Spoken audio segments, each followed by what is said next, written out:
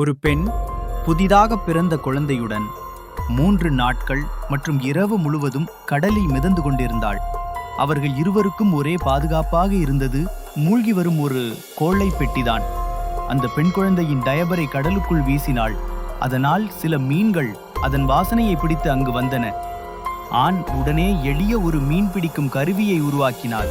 ஆனால் மீன் பிடிப்பது அவருக்கு தோன்றியதைப் போல எளிதானதாக இருக்கவில்லை. முற்றிலும் நம்பிக்கை இழந்த நேரத்தில் திடீரென மேலே ஒரு விமானம் பறந்தது. மகிழ்ச்சியில் கூரிய கண்ணாடி ஒன்றை எடுத்துக்கொள்ள கோழை பெட்டிக்குள் ஓடிச் சென்றார். ஆனால் மீண்டும் வெளியே வந்தபோது தற்செயலாக அவரது காலை தீவிரமாக கீறிக்கொண்டார். வலி பாராமலும் அவர் உடனே எழுந்து கத்திக்கொண்டு விமானத்தை நோக்கினார். ஆனால் அது அதிக உயரத்தில் இருந்ததால் விமானத்தில் உள்ளவர்கள் அவரை கவனிக்க முடியவில்லை. காயம் மிக மோசமாக பரவாமல் இருப்பதற்காக அவர் தன்னிட இருந்த மதுபானத்தால் காயத்தை சுத்தம் செய்தார். பிறகு ஹெட்போன் கம்பியை வைத்து கையை தைத்தார்.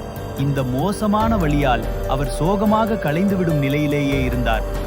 ஆனால் மீன் பிடித்து ஊட்டச்சத்து பெற வேண்டியது அவசியம் என்பதால் அதற்காக போராடினார். அவர் ஹெட்போன் கம்பியை பயன்படுத்தி ஒரு எளிய மீன் வலை நெசவினார். அதை கடலில் போட்டுவிட்டு மீண்டும் ஒரு டயபரை மேலமையாக வைத்தார்.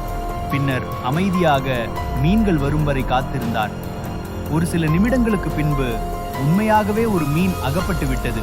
இறுதியில் அவரும் ஒரு சிறிய உணவை கடைக்கோடியாய் சாப்பிட முடிந்தது. 1970 அவர் மரத்தளவுகள் மற்றும் பிளாஸ்டிக் டப்பாக்களை வைத்து ஒரு சிறிய துடுப்பு கப்பலை உருவாக்கினார். கில்லாய் பெட்டி முழுமையாக மூழ்கும் முன் அதில் சிறிது நேரம் மிதந்து தப்பிக்க முடியும். சிறிது நேரம் கழித்து ஒரு கடற்பறவை தோன்றியது. அது அவருக்கு நம்பிக்கையை கொடுத்தது.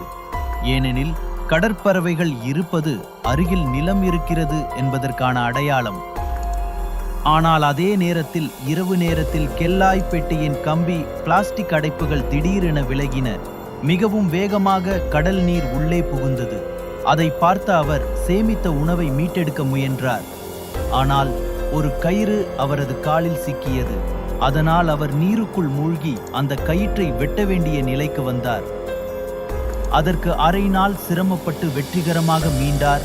ஆனால் நீர்மேல் வந்தபோது குழந்தை ஏற்கனவே மிதந்து எங்கு சென்று விட்டது என்பதே தெரியவில்லை.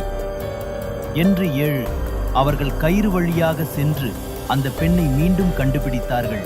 ஆனால் அந்த நேரத்தில் அவர் உயிர் பிரியும் நிலையில் இருந்தார். அதற்குள்ளாக நல்ல மனம் கொண்ட ஒரு மீனவ குடும்பம் அவரை கைவிடவில்லை. சிறிது நேர பீச்சு சிகிச்சைக்கு பிறகு அந்த பெண்ணை மீண்டும் உயிரோடு மீட்டனர். என்று 38 ஒரு பெண் தனது குழந்தையுடன் கடலில் 1 மாதம் முழுவதும் மிதந்து வாழ்ந்திருக்கிறார் என்பதை நம்பவே முடியவில்லை. அவர்